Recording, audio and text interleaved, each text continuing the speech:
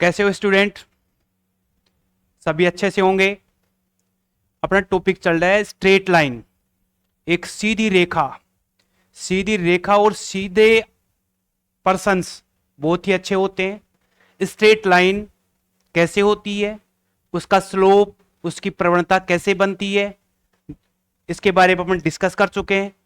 और जो straight line थी अपने पास में, उस स्ट्रेट लाइन के जो डिफरेंट डिफरेंट टाइप की जो इक्वेशन थी, जो अलग अलग समीकरण थी, उन अलग अलग समीकरण के इक्वेशन देख चुके हैं कि एक पॉइंट से पास होने वाली लाइन, एक बिंदु से पास होने वाली स्ट्रेट लाइन की इक्वेशन कैसे होगी, दो बिंदुओं से गुजरने वाली स्ट्रेट लाइन की इक्वेशन कैसे होगी।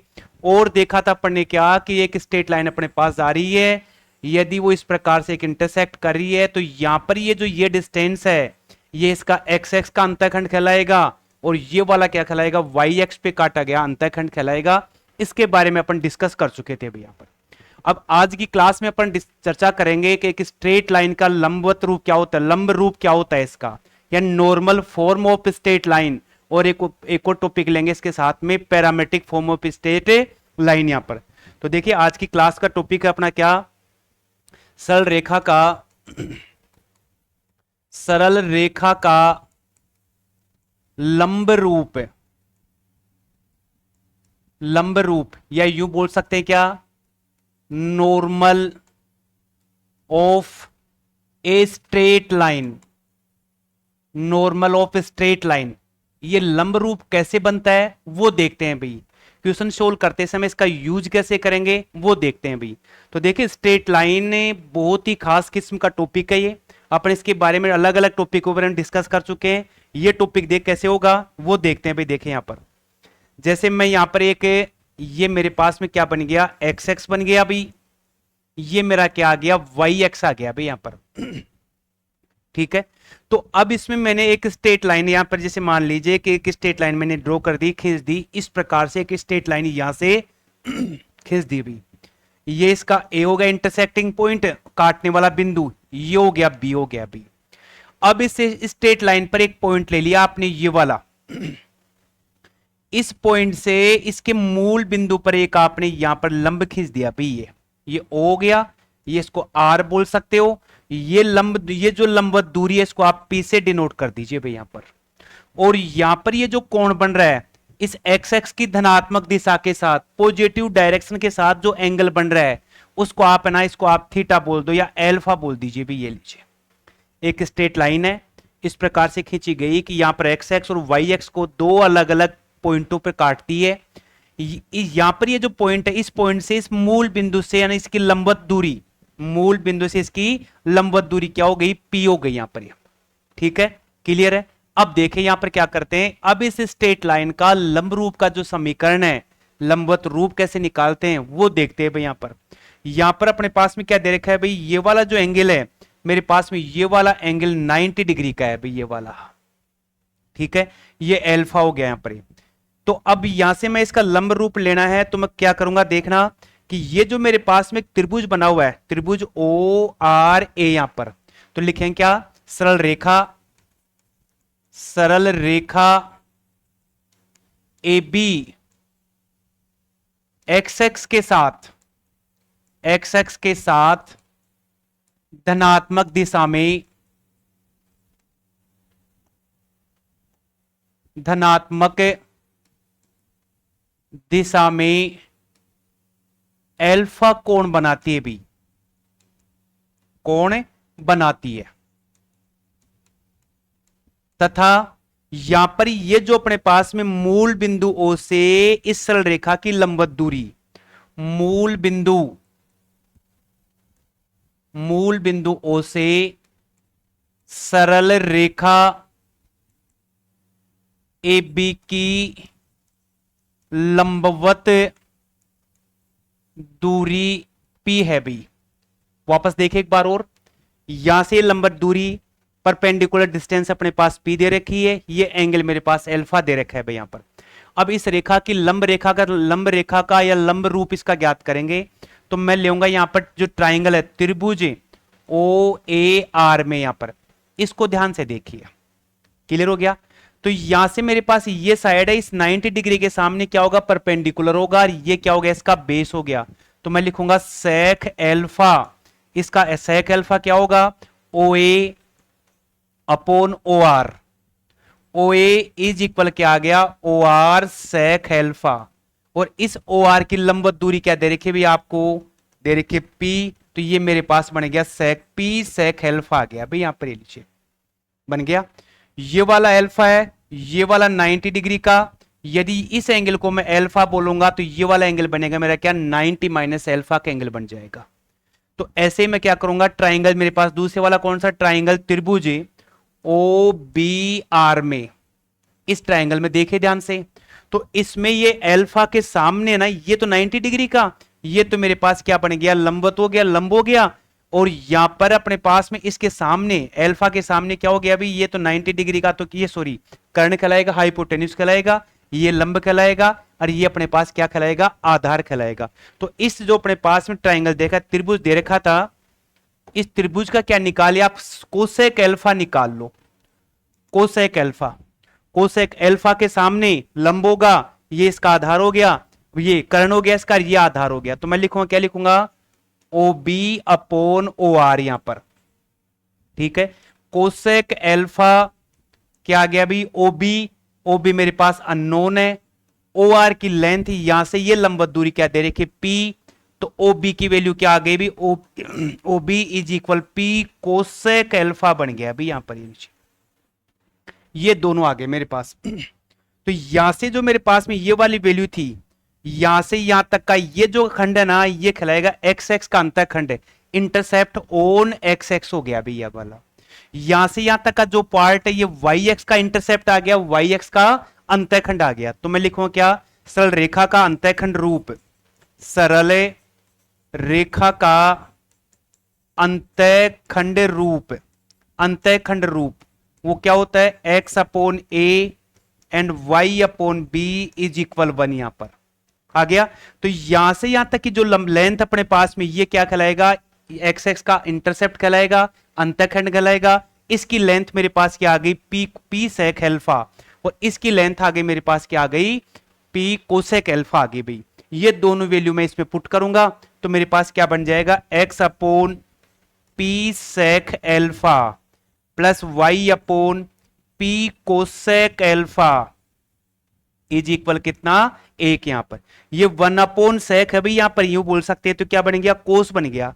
तो मैं लिखूंगा इसको क्या, एक्स कोस एल्फा, नीचे कितना पी, और यहां आ गया Y sine alpha, Y sine alpha upon में पी इज इक्वल 1। यहां पर एलसीएम लेके सोल्व करूंगा तो मेरे पास क्या आ गया, X cos alpha and Y sine alpha बराबर क्या आ गया, पी।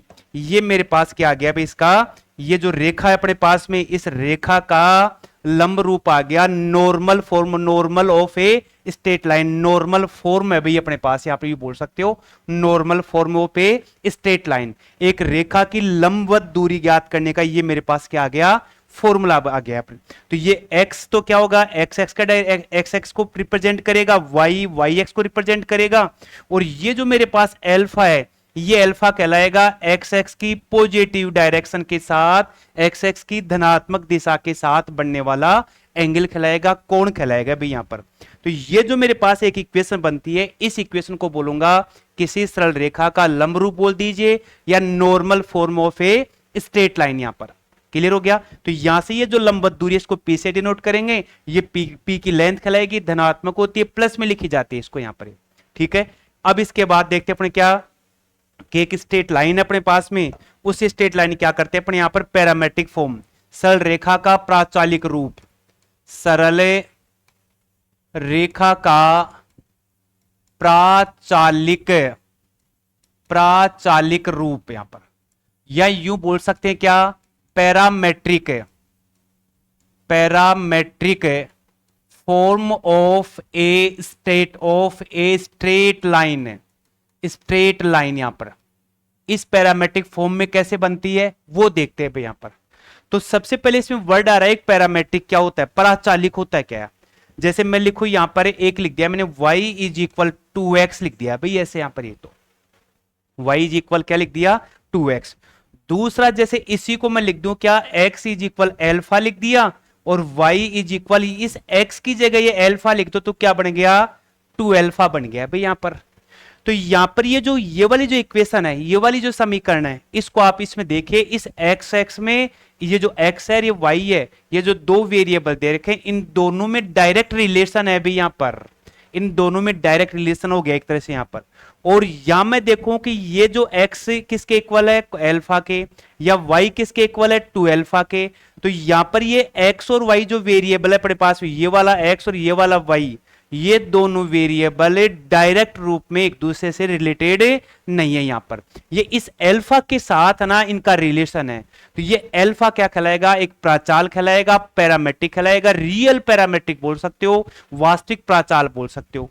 तो ये जो एल्फा है ना, इस एल्फा को बोलते हैं क्या, प्राचाल बोलते हैं या पैरामीटर बोल सकते हो आप इसको, पैरामीटर, पैरामीटर बोल सकते हो, रियल पैरामेट्रिक मीटर भी बोल सकते हो आप यहां पर।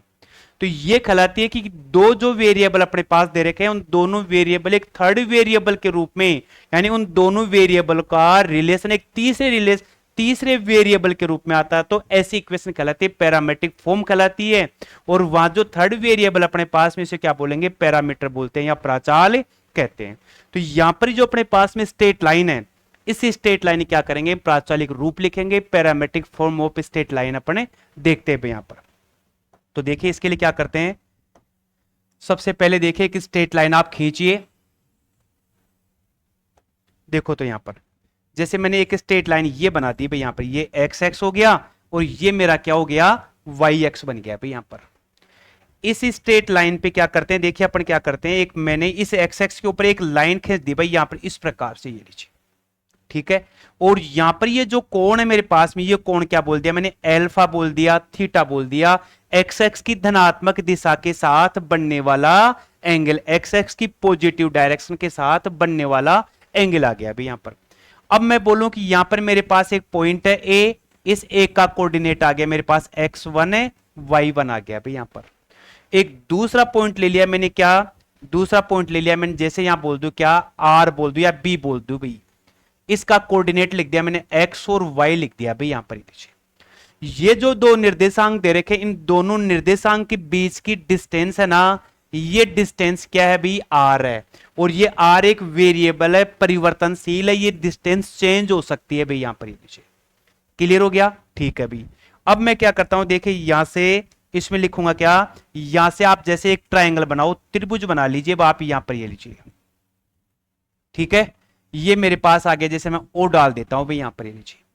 तो यहां से ये कोऑर्डिनेट तो क्या है मेरा, x1 है, यहां से ये वाला, ठीक है, ये वाला यहां से यहां तक की लेंथ, और ये वाला निर्देशांक यहां से यहां तक का पूरा कितना है भाई, x है। तो ये पूरी लेंथ यहां तक की तो क्या है भाई, x है, ये x1, तो ये आगे मेरे पास x माइनस x1 बन गई भाई यहां पर। ऐसे अपने पास ये वाला पूरी फुल लेंथ y है, और ये क्या कहलाएगी अपने पास में यहां पर है, ये y1 कहलाएगी, तो इसकी लेंथ आगे मेरे पास y माइनस है, y बन गई भाई यहां पर। ये एल्फा है, तो इस एंगल को भी मैं क्या बोल सकता हूं, एल्फा बोल सकता हूं भाई यहां पर, ठीक है क्या, ठीक है। अब लिखेंगे क्या, इसकी इक्वेशन लिखेंगे भाई यहां पर, इसकी किसकी, सरल रेखा का प्राचालिक रूप क्या है, कैसे बनता है, ये देखते हैं भाई यहां पर, ठीक है। तो देखिए अब लिखेंगे क्या, ये जो मेरे पास ट्राइंगल दे रखा है त्रिभुज ओ ए बी में, इस ट्राइंगल में देख लीजिए भाई यहां पर, क्लियर हो गया। तो इस ट्राइंगल का आप यहां पर कोस एल्फा बना दो भाई, इसका कोस एल्फा, एल्फा है, ये बेस हो गया, आधार हो गया, ये कर्ण हो गया जिसको आप हाइपोटेन्यूस बोलते हो, और ये लंब हो गया मेरे पास। तो कोस एल्फा क्या बनेगा भाई मेरे पास यहां पर, कोस एल्फा इज इक्वल, ये क्या बनेगा, x माइनस x1, और ये अपने पास, इसको आप यूं भी कर सकते हैं भाई यहां पर, एक बार इसको थोड़ा सा ठीक करो, ये कोस एल्फा बन गया मेरे पास ओ ए, और यहां पर कर्ण क्या है इसका, ओ बी, ए बी होगा भी। तो कोस एल्फा किसके बराबर आ गया, ओ ए की लेंथ कितनी है, x माइनस x1, और ए बी यहां से यहां तक की जो डिस्टेंस है उसको अपन क्या कर रहे हैं, r से डिनोट कर रहे हैं। तो ये मेरे पास r आ गया भाई यहां पर। इसको मैं ऐसे लिख सकता हूं क्या, इस r को यहां ले लीजिए, r इज इक्वल क्या आ गया, x minus x1 upon cos alpha, इसको इक्वेशन फर्स्ट दे सकते हो आप यहां पर, ये लीजिए, क्लियर हो गया, ठीक है भाई। यहां पर, यहां से मैंने कोस एल्फा बनाया, दूसरा आप यहां से क्या बना दीजिए, साइन अल्फा और बना दीजिए भाई यहां पर साइन अल्फा। साइन अल्फा क्या बनेगा, ये परपेंडिकुलर और ये क्या अपने पास क्या हो जाएगा, कर्ण हो जाएगा, लंब बटा कर्ण, यहां पर यूं बोल सकते हो। तो मेरे पास क्या आ गया, ओबी, और यहां क्या बन गया अभी, ए बी बन गया अभी यहां पर नीचे। ठीक है, ये वाली लेंथ कितनी है, y माइनस वाई वन, मैं लिख सकता हूं इसको क्या, साइन अल्फा, ये आ गया y माइनस वाई वन, और ये वाली डिस्टेंस क्या है मेरे पास है, r आ गई भाई यहां पर। इसको मैं क्या लिख सकता हूं, r इज इक्वल क्या लिख सकता हूं, y minus Y one upon sine alpha. ये मेरे पास क्या आ गई, इसकी दूसरी समीकरण आ गई, दूसरी इक्वेशन आ गई भाई यहां पर।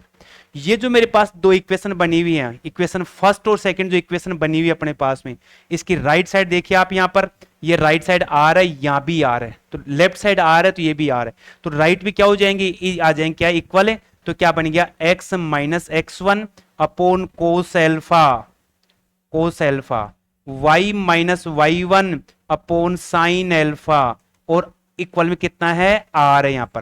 तो ये जो मेरे पास इक्वेशन कहलाएगी, इसे बोलेंगे प्राचालिक समीकरण, प्राचालिक समीकरण कहते हैं भाई इसको यहां पर, प्राचालिक समीकरण कहलाता है किसका, सरल रेखा का, या बोल सकते हो क्या, पैरामेट्रिक, पैरामेट्रिक फॉर्म कह सकते हो आप स्ट्रेट लाइन की। तो इसमें ये जो x1 y1 तो क्या होगा, अपने पास ये वाले निर्देशांक आपको क्वेश्चन में दिया हुआ मिलेगा, x1 y1, और यहां पर जो पॉइंट देगा इस बिंदु के निर्देशांक पूछता है, तो यहां से इन दोनों के बीच की डिस्टेंस आपको क्वेश्चन में मिल जाएगी यहां पर। और ये जो अल्फा है अपने पास में, ये अल्फा क्या कहलाएगा, ये जो मेरे पास स्ट्रेट लाइन थी ए बी, ये क्या करेगी, एक्स एक्स के पॉजिटिव डायरेक्शन के साथ अल्फा कोण पर यहां पर इसको इंटरसेक्ट करती हुई पास होती है। तो ये मेरे पास क्या बनेगी, एक स्ट्रेट लाइन की पैरामेट्रिक फॉर्म आ गई। तो आज की क्लास में अपन ने देखा है, एक तो क्या देखा है, अब लंब रूप बोल दीजिए या नॉर्मल फॉर्म बोल दो, और दूसरा क्या अपने पास में पैरामेट्रिक फॉर्म बन गई। तो स्ट्रेट लाइन में अपन ने क्या क्या देख लिया, एक पॉइंट से जाने वाली लाइन स्ट्रेट लाइन की इक्वेशन देख लिए, और आपने क्या देखा, पॉइंट स्लोप फॉर्म देख लिया, दो बिंदुओं से गुजरने वाली रेखा का समीकरण देख लिया, और ये जो आज के सेशन में देखा अपन ने क्या, एक तो पैरामेट्रिक फॉर्म देखा और एक लंब रूप देखा यहां पर। बाकी अपन इसके जो बचे हुए टॉपिक अपन नेक्स्ट क्लास में देखेंगे। तब तक के लिए थैंक्स, धन्यवाद।